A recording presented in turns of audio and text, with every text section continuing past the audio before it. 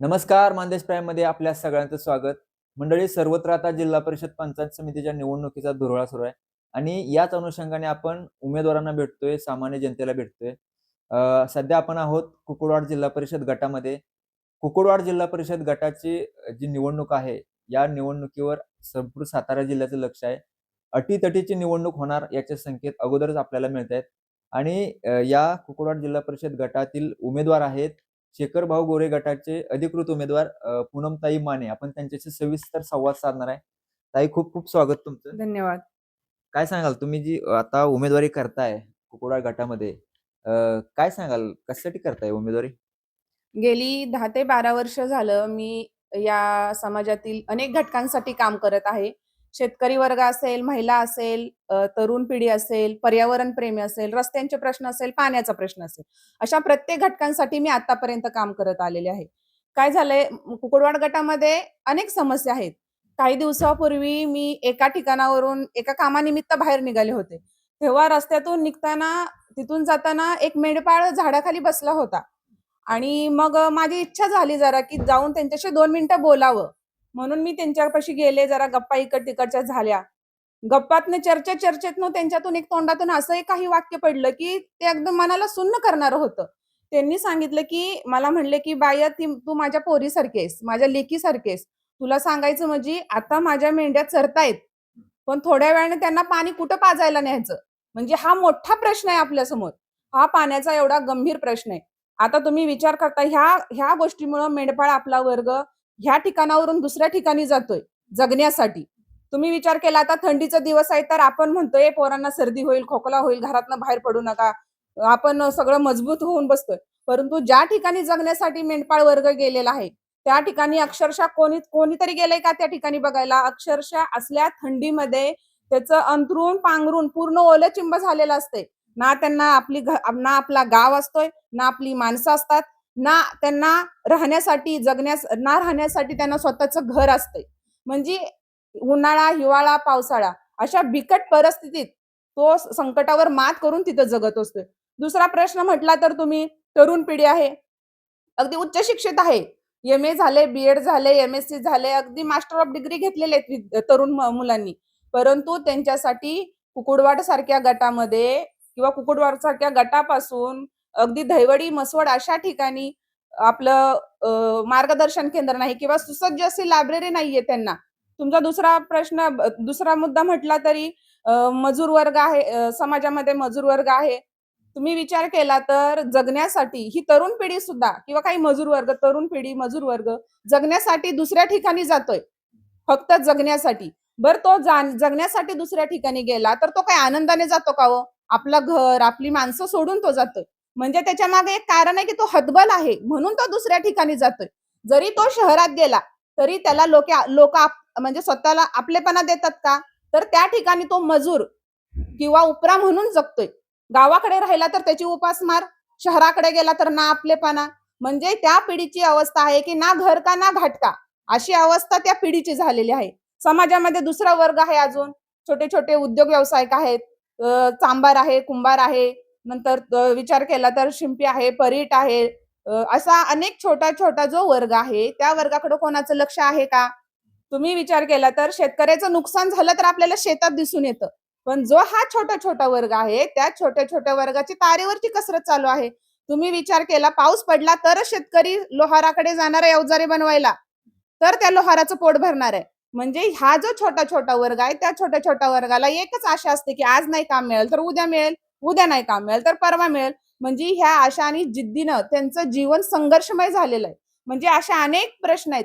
रस्त्याची तीच अवस्था आहे, ऍक्सिडेंटचं प्रमाण वाढलंय, रस्त्याची सुद्धा तीच अवस्था आहे, पाण्याची ती अवस्था आहे. म्हणजे अशा अनेक गोष्टी, अनेक समस्या आपल्याला दिसून येत आहेत. खरोखर तुम्ही हे वास्तव मांडलं. आज तुम्ही जो मुद्दा सांगितला मेंढपाळांचा किंवा ही समस्या सांगितल्या शेतकऱ्यांच्या. आज शेतकरी जरी लाईट म्हणजे त्यांना रात्रीची लाईट असते, भिजवायला गेला तर रात्री त्यांना भिजवावं लागतं. त्यांना दिवसा लाईट नसते आणि लाईटीत सुद्धा भरोसा नसतो. हे सगळे प्रश्न घेऊन तुम्ही निवडणुकीच्या मैदानात उतरताय. कसा आहे लोकांचा प्रतिसाद? लोकांचा प्रतिसाद खूप छान आहे. कारण लोकांना असं वाटत असतं, की ज्या व्यक्तीने किंवा जी व्यक्ती ह्या समस्यांनी तोंडच दिलं नाही किंवा ह्या ज्या समस्या आहेत त्या अनुभवल्याच नाहीत, अशा व्यक्तींना निवडून देण्यापेक्षा जी व्यक्ती ह्या मातीत राहिले, जी व्यक्ती ह्या मातीत जन्मले, जी व्यक्ती आपल्या माणसात मिसळले, ज्या व्यक्तीचं नाळ आपल्याशी जोडलंय, जर अशा व्यक्तीला जर आपण निवडून दिलं तर ती व्यक्ती समस्या सोडवू शकते. कारण त्या व्यक्तीनं त्या समस्या किंवा ती परिस्थिती उपभोगली असते किंवा त्या समस्यांनी तिने तोंड दिलेलं आहे. त्यामुळे त्या व्यक्तीला ती जनता 100% निवडून देऊ शकते. नक्कीच. आता तुम्ही उमेदवारी करताय, तुमच्या समोर अनेक उमेदवार आहेत आणि मोठे आव्हान असणार आहे तुम्हाला. कसं आहे, आव्हान आहे का नाही? मी तर म्हणेल आव्हानापेक्षा ज्या काही समस्या आहेत याच्यावर लक्ष केंद्रित केलं पाहिजे. महत्वाचं. नक्कीच. काय सांगाल एकंदरीत आता प्रचार सुरू होतोय. त्यानं या दरम्यान तुम्हाला तुम्ही ज्यांची कामं केली, आम्ही बघतो सामाजिक क्षेत्रामध्ये चळवळीमध्ये तुम्ही असताय. काय सांगाल याबद्दल? तुम्ही जे काम केलं त्याबद्दल? खरं तर या समाजातील अनेक घटकासाठी काम केलं. आपल्या गावातल्या ज्या काही बाबा ज्या समाजासाठी सकाळपासून संध्याकाळ ज्या अग्रेसर ज्या महिला असतात, लोकांसाठी काम करणाऱ्या, आशा वर्कर असेल, अंगणवाडी सेविका असेल, पशुसखी असेल, परिचारिका असेल, मदतनीस असेल, ज्या महिला त्यांचे मान सन्मान केलेत, जे काही बाबा स्पर्धा परीक्षांमध्ये यश मिळवले, अशा विद्यार्थ्यांचे सत्कार केलेत. रस्त्यांसाठी मी स्वतः रस्त्यावर उतरून आंदोलनं केलेली आहेत. पाण्यासाठी संघर्ष चळवळीत भाग घेतलेला आहे. जलसंवर्धनासाठी पाणी फाउंडेशनमध्ये अग्रेसर आहे. तसेच विविध माध्यमातून ज्यावेळेस आपला मान खटाव, ज्यावेळेस शेतकऱ्याला पूरक व्यवसाय म्हणून तो जनावरं पाळतो किंवा त्याचं संगोपन करतो, त्यावेळेस काही दिवसापूर्वी लंपी हा आजाराने अगदी थैमान घातलं होतं. त्यावेळेस सुद्धा मी वारंवार निवेदनं देऊन त्याचा सातत्याने पाठपुरावा केलेला आहे. शेतकऱ्यामध्ये ज्यावेळेस नुकसान झालेलं तेव्हा त्यांना भरपाई मिळून त्याच्यासाठी मी निवेदनं, आंदोलनं केलेली आहेत. तसेच विविध ज्या आपल्या कंपन्या आहेत त्यांच्या माध्यमातून पाझर तलाव असतील त्याच्यासाठी हजारो डंपर आम्ही स्वतः गाळ काढून शेतकऱ्यांना मोफत वाटप केलेलं आहे. अशा अनेक प्रश्न मी सोडवण्याचा प्रयत्न केलेला आहे एक समाजातील एक नागरिक म्हणून. आणि महत्वाचं सांगायचं म्हटलं तर जे आता आपली पंचायत समिती आहे, झेडपी आहे, ह्या माध्यमातून ज्या लोकांपर्यंत ज्या सुविधा किंवा ज्या लोकांपर्यंत लाभच पोहोचत नाहीयेत, तुमची घरकुल योजना असेल, महिलांना शिलाई मशीन असेल किंवा बचत गटांना अनुदान असेल किंवा PMRD मधून उपलब्ध झालेला निधी असेल, तर तो मला सामान्यातील सामान्य माणसांपर्यंत पोहोचवायचा आहे. माझं एक प्रामाणिक म्हणणं आहे की निवडणूक ही सत्ता नसून ती एक सेवा आहे आणि ती मला लोकांपर्यंत, तळागाळापर्यंत प्रामाणिकपणे ती पोहोचवायची आहे. आव्हान काय करायचं आहे मतदारांना? मतदारांना एकच मी आव्हान करेल की तुम्ही तुमचा जो विकास आहे, तुमच्या ज्या समस्या आहे, ती जी व्यक्ती सोडवणार आहे, प्रामाणिकपणे विचार करून तुम्ही मतदान करा.